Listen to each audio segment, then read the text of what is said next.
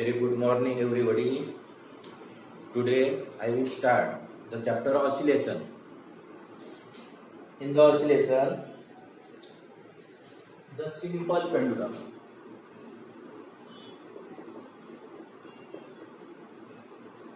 Simple pendulum.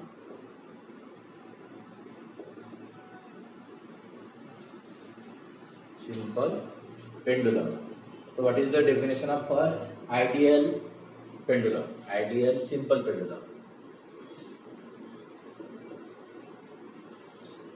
Ideal simple pendulum.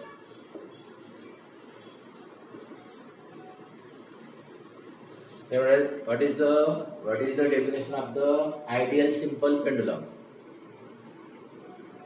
Ideal simple pendulum is defined as the heavy particle. कोई भी एक particle है, एक it is the point mass, ठीक है, it is the heavy particle suspended, यहाँ पे लिख लेते हैं the ideal simple pendulum is defined as the heavy particle suspended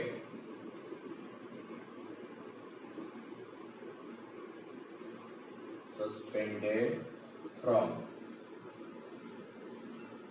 suspended in weightless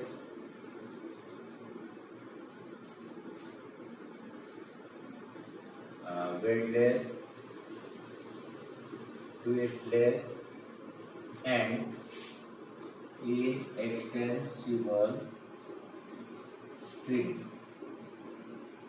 from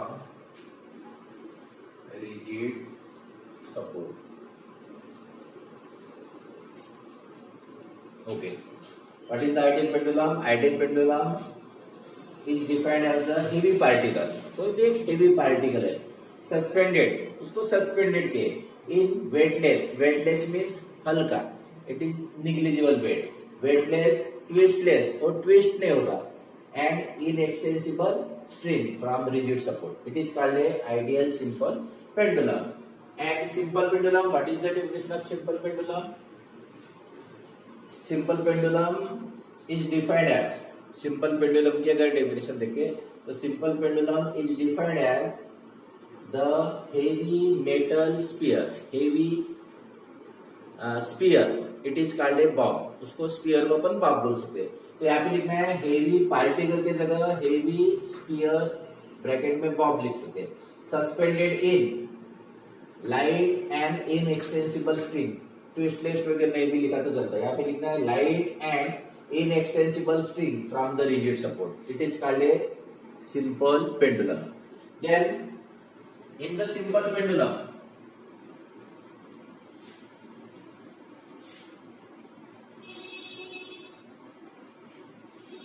अब सिंपल पेंडुलम के लिए अलग अलग बोर्ड वाले क्वेश्चंस पूछते हैं, ठीक है. जैसे oscillation of the pendulum is linear SHM. Prove करना है कि जो पेंडुलम का जो ऑसिलेशन होता है, ऑसिलेट होता है जो पेंडुलम, वो लीनियर एसिजियम है करके प्रूव करना है.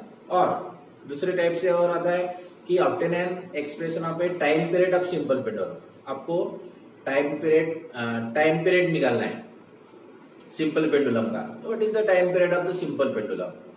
या और अलग टाइप से और आता है the time period of simple pendulum is independent of the mass of the pendulum or mass of the bob. जो टाइम पीरियड रहता है it is not depends upon the mass of the pendulum, ठीक है. या और उसमें आता है state the laws of simple pendulum. Simple pendulum के लॉज लिखना है. तो अलग अलग टाइप से ये क्वेश्चन आते हैं. तो फर्स्ट प्रूव करते हैं अपन कि oscillation of the simple pendulum is linear SHM. Linear SHM की डेफिनेशन क्या है कि एफ और a proportional to minus x.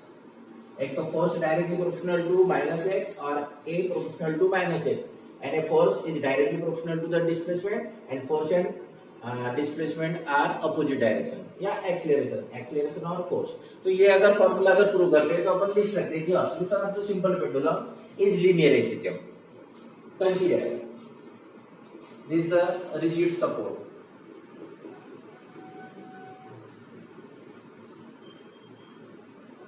and this is the box.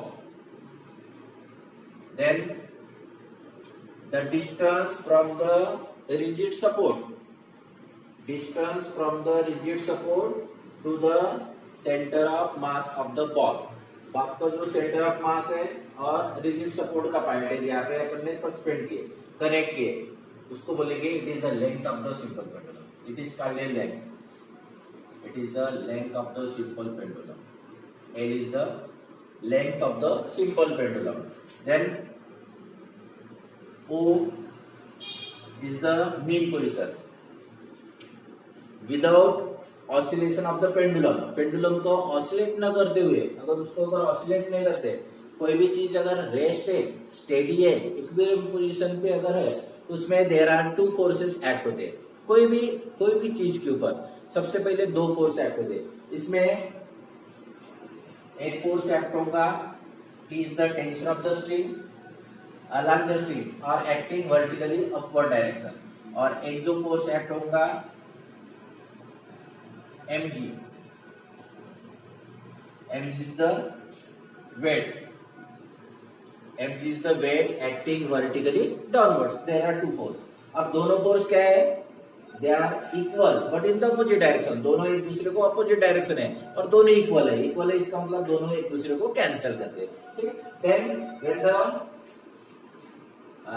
Pendulum is displaced,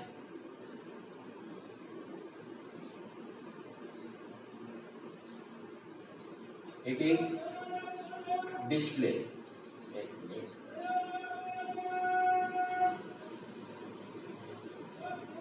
This is the A point. Pendulum is displaced from O to A with angular displacement theta. Theta is the angular displacement, and this is the x. X is the linear displacement. ठीक है। It is the length of the arc OA, ऐसे भी लिख सकते हैं। ठीक है। This is the OA, length of the arc OA is x, or this is the angular displacement. Then at the point A, when the pendulum is oscillate or it is move from O to A, then at the point A.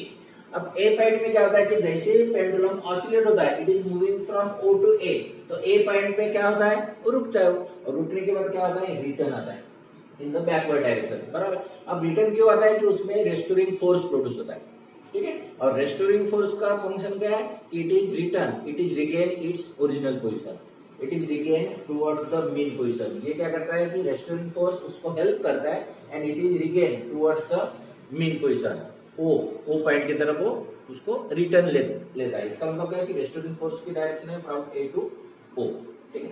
Then at the point A again there are two forces acting upon a pendulum. One is the T is the tension along the string, and one is the mg. Mg is the weight acting vertically downwards. But these two forces are not in the same path. It is not opposite. बराबर है? opposite है क्या? नहीं है। तो this weight mg, this weight mg, it is resolved in two parts. ठीक है। उसके दो कंपोनेंट मिलते हैं। mg के दो कंपोनेंट्स में डिवाइड होता है। एक है mg cos theta, because this is the theta, यहाँ पे mg cos theta, and second जो फोर्स जो एक्ट होगा टुवर्ड द मीन पोजीशन, यहाँ पे x लिखते हैं, यहाँ पे आता है mg sin theta. Okay. There are two components of mg cos theta and mg sin theta. Okay. Then T is the tension along the string and mg cos theta means towards the rigid support, and mg cos theta it is along the string but in the opposite direction, so they are cancelled to each other. t और mg cos theta क्या करते हैं, एक दूसरे को cancel करते हैं, बराबर है, क्योंकि ये पेंडुलम अपवर्ड डायरेक्शन में भी नहीं जाता और नीचे भी नहीं आता, इसका मतलब दोनों एक दूसरे को बैलेंस कर दे, तो t equal to mg cos theta एक दूसरे को कैंसिल कर दे, उसका रिजल्टेंट फोर्स 0। अब दूसरा जो फोर्स जो एक्ट हो रहा mg sin थीटा, अब mg sin थीटा के अपोजिट डायरेक्शन में कोई फोर्स नहीं है, इसका मतलब, और इसकी जो डायरेक्शन है टुवर्ड्स द मीन पोजीशन, तो mg sin थीटा क्या है, ये restoring force, it is the restoring force. तो यहाँ पे अपन लिखते हैं कि रेस्टोरिंग फोर्स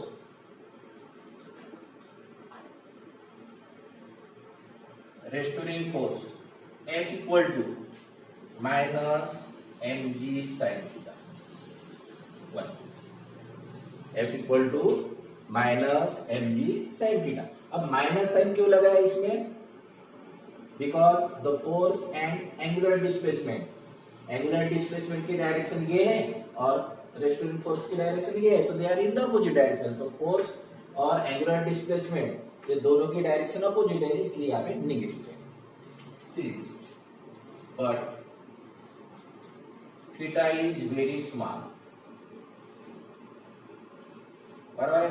अब थीटा अगर वेरी स्मॉल है, इट इज टेंड्स टू 0 भी बोल सकते हैं, ठीक है, इसका मतलब therefore sin theta approximate equal to theta, तो equation 1 becomes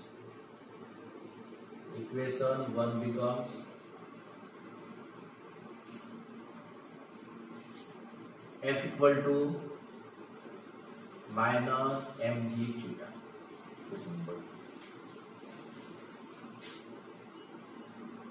but according to the Newton's second law, applied force F equal to ma, mass into acceleration, it is the, according to the Newton's second law, this is the F equal to force equal to mass into acceleration, तो equation 2 becomes, यहाँ पे ma रखिए, तो ma equal to minus mg theta, equation number 3, ma equal to minus mg theta, तो m cancel, a equal to m और m cancel minus g theta, इसको equation number 3। Okay, then from figure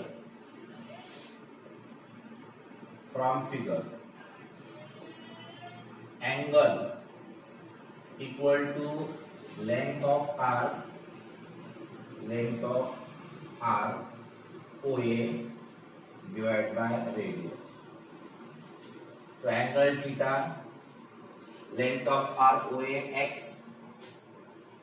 divide by radius, it is nothing but a length, जितनी length है उतना वो circle बनाएंगे ना, उसकी length L, radius means L, so put this value in equation 3, so equation 3 becomes A equal to minus G x divided by L, so A equal to minus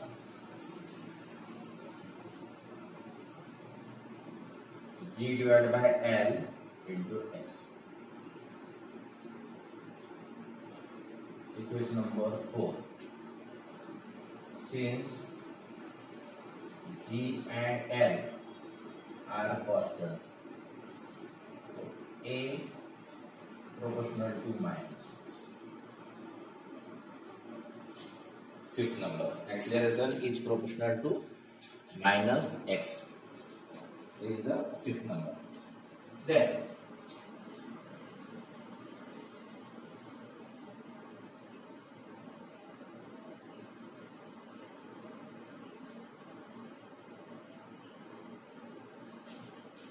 from equation 5 से क्या लिख सकते हैं, equation 5 shows that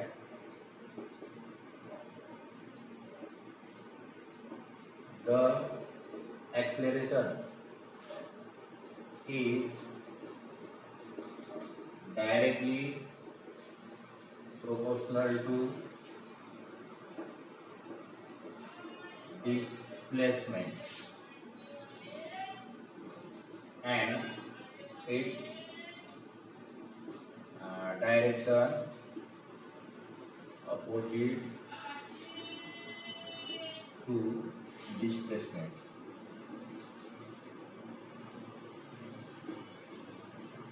क्या लिखा है equation 5? Acceleration is directly proportional to the displacement. Acceleration और displacement directly proportional है और नेगेटिव साइन इंडिकेट क्या करता है कि acceleration and displacement are opposite direction. तो आपने लिखा है कि इट्स डायरेक्शन यानी एक्सेलरेशन की direction opposite to the displacement. और ये दो अगर इक्वेशन, दो लाइन अगर वेरीफाई अगर करता है, therefore the oscillation of a pendulum, it is the simple pendulum, is linear SHM. Okay, that is the first question. ये पहला क्वेश्चन का आंसर हुआ कि show that the oscillation of the simple pendulum is linear SHM. तो यहाँ पे लिखा है therefore the oscillation of a pendulum is linear SHM. ठीक है, प्रूव हुआ. अब अगर उसमें उसी में अगर आता है कि obtain an expression of the time period of simple pendulum, तो टाइम पीरियड निकालेंगे. तो टाइम पीरियड का फॉर्मूला क्या है? Time period of simple pendulum is given by time period of simple pendulum. Time period of simple pendulum is given by t equal to 2 pi by omega is t equal to 2 pi square root of acceleration per unit displacement.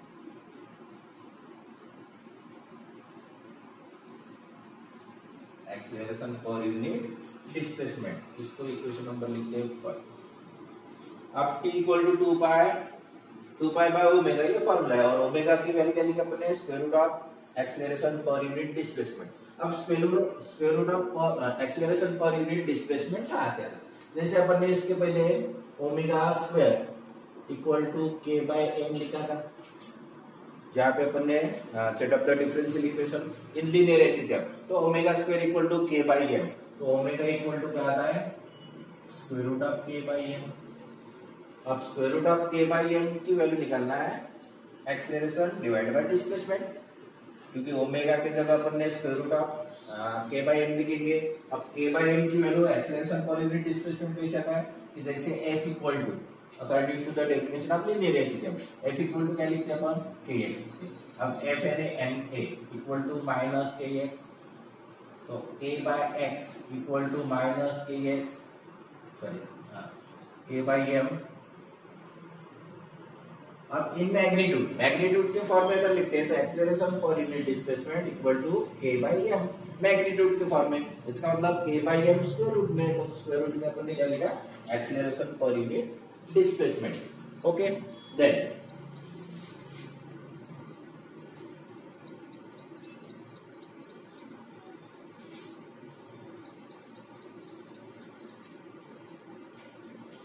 t equal to, और उसको लिखते हैं t equal to 2 pi square root of a by x. इसको number लिखते हैं. अब from equation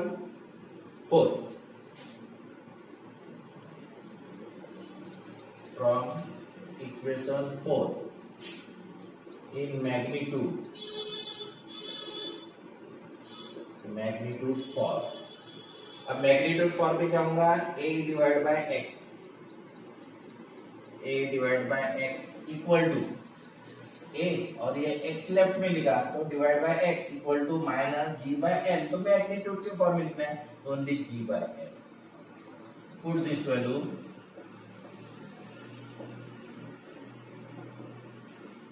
in equation 6.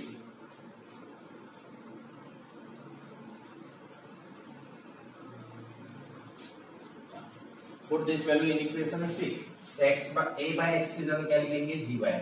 तो t equal to 2 pi divide by square root of g by l. तो t equal to 2 pi square root of L by G. This is the expression of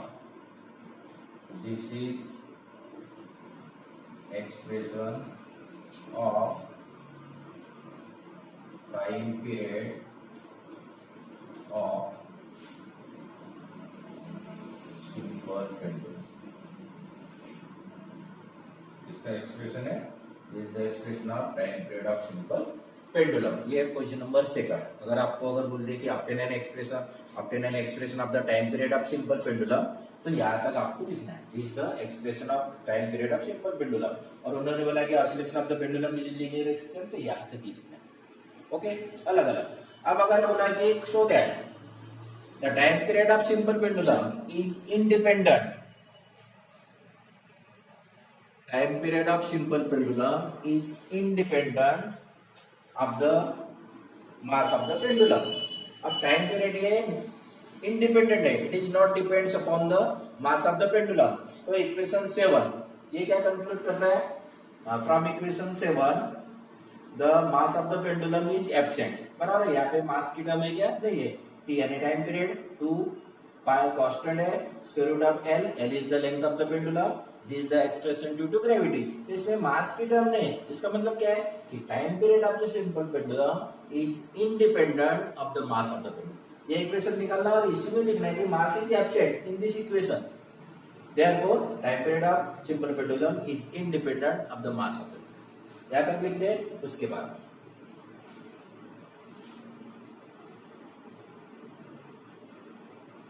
यानी 3 questions हो गए इसमें, और एक बार repeat करते हैं. एक अगर आता है show that the oscillation of the simple pendulum is linear SHM, ये पहला क्वेश्चन आता है.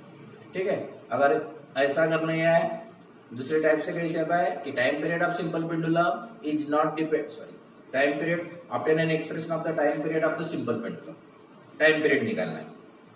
थर्ड आता है, ये अगर नहीं आया तो थर्ड आता है कि show that the time period of simple pendulum is independent of the mass of the pendulum. ठीक है, और तीनों यहाँ पे अपन ने एक्सप्लेन किया. अब नेक्स्ट आता है कि state the laws of simple pendulum. State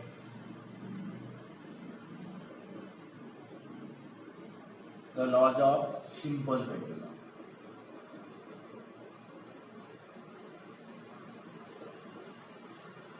state the laws of simple pendulum. Simple pendulum के लॉ क्या है? अब इसमें अपन ने according to the expression of the time period t equal to 2 pi square root of L by G. ये equation number 1. ठीक है, यहाँ से अपन लिखे टाइम पीरियड का मोस्ट इंपॉर्टेंट फॉर्मूला है. इसमें न्यूमेरिकल भी आता है, 3 मार्क्स 2 मार्क्स etc. तो ये टाइम पीरियड का एक्सप्रेशन है t equal to 2 pi square root of L by G. इसमें दो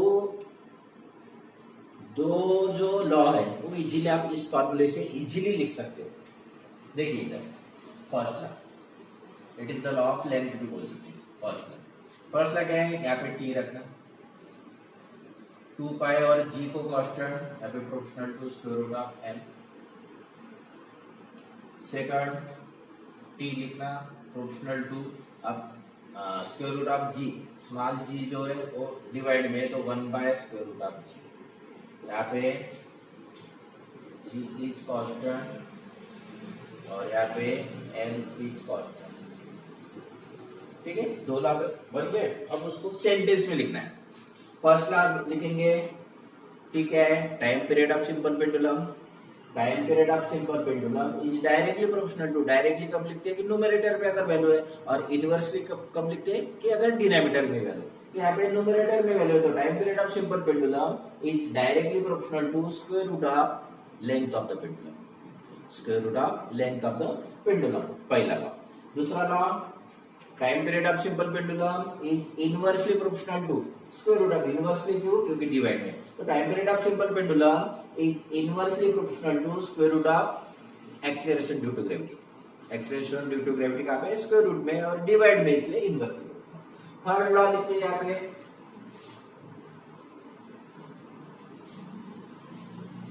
थर्ड लॉ लिखेंगे, time period is independent of the mass of the pendulum. क्योंकि यहाँ पे मास की टर्म नहीं है, तो time period of simple pendulum is independent of the mass of the pendulum. तो there are three laws और एक चौथा लॉ है, उसको अगर लिखना चाहते हो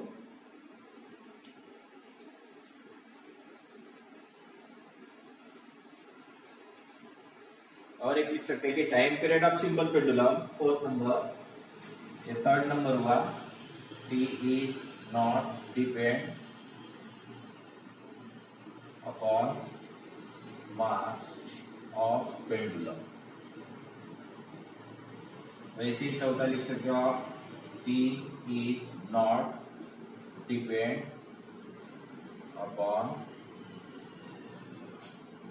amplitude of a oscillation, amplitude of oscillation of a pendulum, क्योंकि उसमें एम्पलीट्यूड की टर्म नहीं है, ठीक है। तो there are four laws. Time period is directly proportional to square root of length of the pendulum. Time period is inversely proportional to square root of expression due to the time period is not depends upon the mass of the pendulum. Time period is not depends upon the amplitude of oscillation of a pendulum. There are four laws.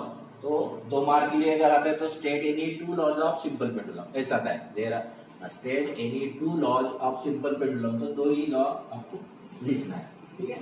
Then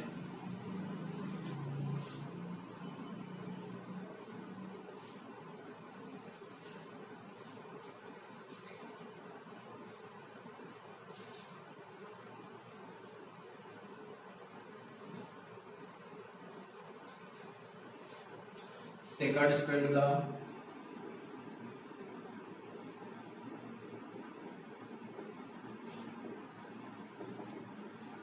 simple pendulum और second pendulum में क्या difference है, बराबर है. अपन ने simple pendulum देखा है, उसका टाइम पीरियड देखा है. यहाँ पे सेकंड पेंडुलम, तो सेकंड पेंडुलम की डेफिनेशन अगर देखते हैं, यहाँ पे सेकंड्स का मीनिंग होता है 2 सेकंड नंबर, बराबर है. यानी दूसरा पेंडुलम ऐसे भी बोल सकते, तो सेकंड्स का मीनिंग होता है 2. तो 2 सेकंड्स पेंडुलम यानी उसमें 2 है. अब डेफिनेशन कैसे लिखेंगे, ए simple pendulum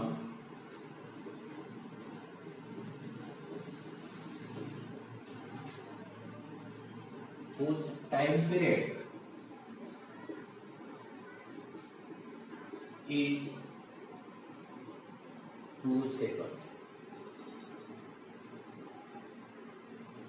A simple pendulum whose time period is 2 seconds.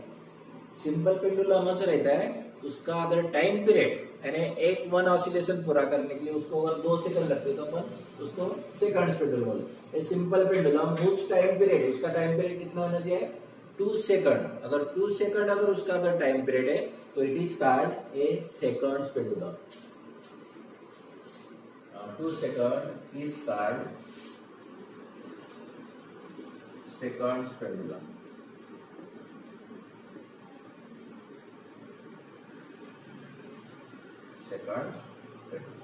Okay, ये डिफाइन आता है कभी कभी 1 मार्क के लिए. वेरी शॉर्ट आंसर में डिफाइन सेकंड पेंडुलम करके आ सकता है, या उसका 1 मार्क के लिए numerical calculate the length of the second pendulum और उसमें जी की वैल्यू गिवन रहेगी. तो 1 मार्क के लिए ये वेरी शॉर्ट आंसर में आ सकता है. Define second pendulum, a simple pendulum whose time period is 2 second is called second pendulum. अब time period of simple pendulum, but time period of simple pendulum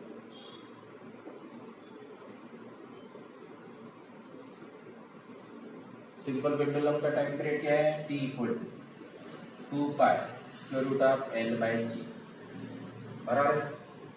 ये इक्वेशन हुआ सिंपल पेंडुलम का time period. अब but for second pendulum, अब second pendulum में क्या है, T equal to 2 second, बराबर. सेकंड पेंडुलम किसको बोलते हैं कि जिसका टाइम पीरियड 2 सेकंड रहता है, 2 सेकंड. तो for second pendulum T equal to 2 second, put this value in equation 1. तो इक्वेशन 1 becomes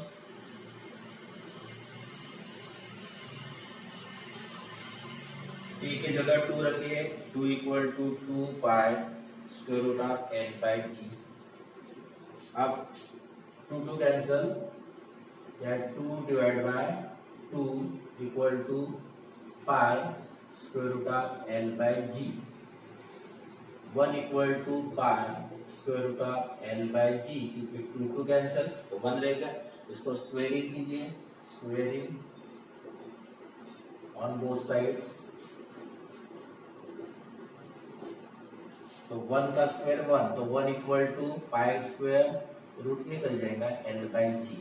तो therefore N equal to, N वहीं पे रखा है, G multiplied see divide by, और पाई स्क्वायर नीचे में, तो pi square. This is expression for length of second pendulum.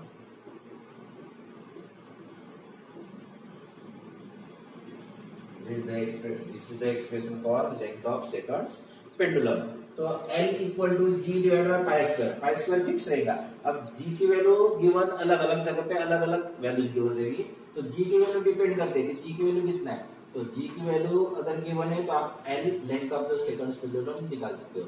Means when the length of the second pendulum is calculated where the G expression due to gravity of different places are given, अलग अलग places में G की value अलग अलग है, तो length of pendulum की value निकालिए उस G के लिए, उस प्लेस ऑफ G के लिए। अलग अलग प्लेस में अलग अलग G की वैल्यू रहेगी, तो उस वैल्यू के लिए आपको length of the second pendulum निकालना है। ओके,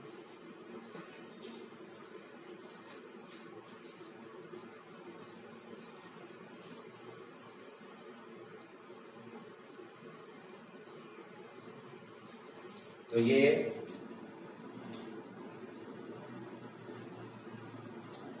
अपन ने क्या लिया आज, defined ideal pendulum, defined simple pendulum, show that the oscillation of the simple pendulum is linear SHM, और obtain an expression of the time period of simple pendulum, और time period of simple pendulum is independent of the mass of the pendulum. ठीक है, उसके बाद state the laws of simple pendulum, 4 laws है। Then define second pendulum की definition and obtain an expression of the length of the second pendulum, इसका expression होता है। ठीक है, तो ये आज के लिए इतना ही काफी है। Thank you student. ठीक है, आपको ये वीडियो आपको समझ में आएगा, अगर नहीं आए तो फिर जब कॉलेज स्टार्ट होगा तब आप अपन डिस्कस कर सकते हैं। इजी एक्सप्रेशन है, ऑसिलेशन भी चैप्टर इजी है, बड़ा चैप्टर है लेकिन और ज्यादा वेटेज है। ठीक है, थैंक यू।